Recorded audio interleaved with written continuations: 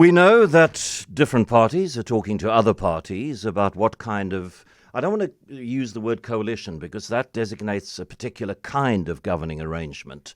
But we're trying to, the political parties are trying to negotiate a sustainable governing arrangement, which might involve just two parties, it might involve more. I get the impression from reading a lot of the stuff that is out there that the ANC's alliance partners, Cosatu and the South African Communist Party, would much prefer the ANC to go into an arrangement with the EFF than with the DA. I'm not sure if preference involving MK has been expressed in any particular way. Matthew Parks is the parliamentary coordinator for Cosatu and joins us now. Matthew, good afternoon. I don't know whether you're speaking on behalf of Cosatu or as Matthew Parks, who is a Cosatu official, but is it correct that Cosatu leans quite significantly more towards an arrangement with the EFF than with the DA? Well, we're thinking in early stages to kind of pronounce on if we support Party A or Party Y or etc. We're having a meeting right now as we speak with the leadership of our affiliate unions to formulate a Cosatu position.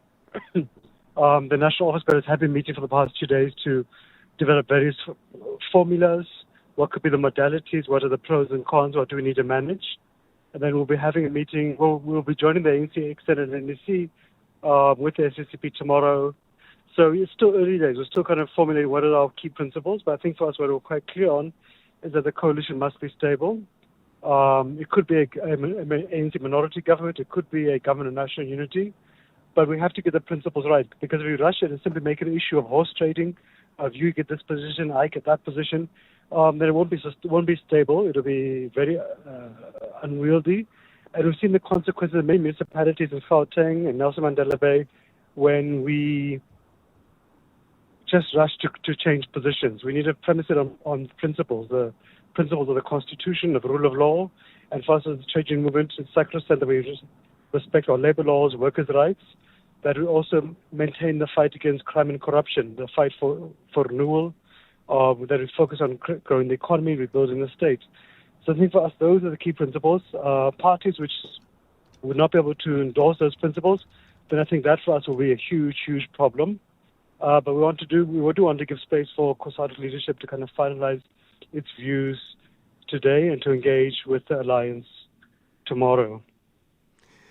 Yeah, I mean, sustainability, I wonder if it's a unicorn, that it's a creature of myth, not of practice, because whether it involves primarily or only the DA or primarily but only the EFF, there are such policy differences between the ANC and the EFF and between the ANC and the DA that I'm not sure how those be managed. I mean, you've got to end up with something where the EFF continues to argue for the nationalisation of the Reserve Bank, but understands that the ANC is probably not going to do that, and the DA doesn't try to change the ANC's foreign policy and the foreign policy partners that the ANC chooses to engage with and in what way.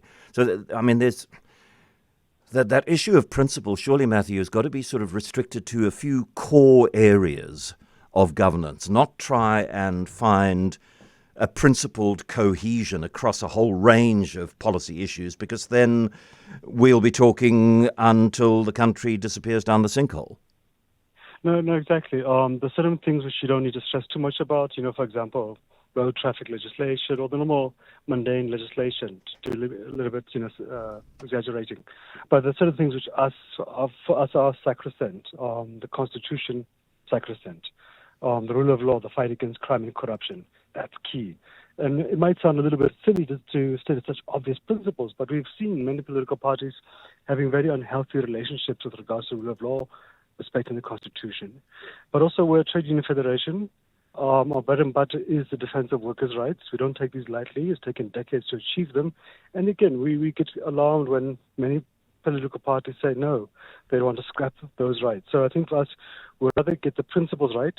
And as you say, not to micromanage the mundane issues, but just the key few ones, because otherwise you'll find what you've seen in Johannesburg and Nelson Mandela Bay, Ekurhuleni, and the list goes on and on depressingly, that you have a mayor every 3 months in those instances. We don't want to have a situation where you have a president every 3 months, because we're not dealing with some obscure municipality.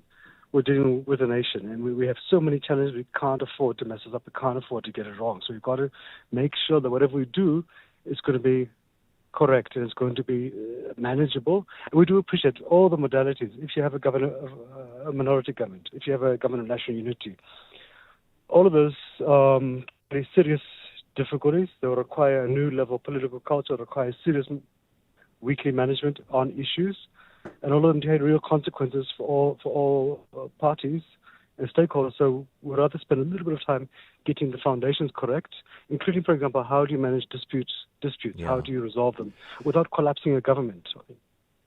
Matthew, thank you very much for spelling that out to us. Matthew Parks is the Parliamentary Coordinator for Congress of South African Trade Unions, as he said, meeting alongside the SACP and the ANC's National Executive Committee tomorrow sometime. That's the current plan.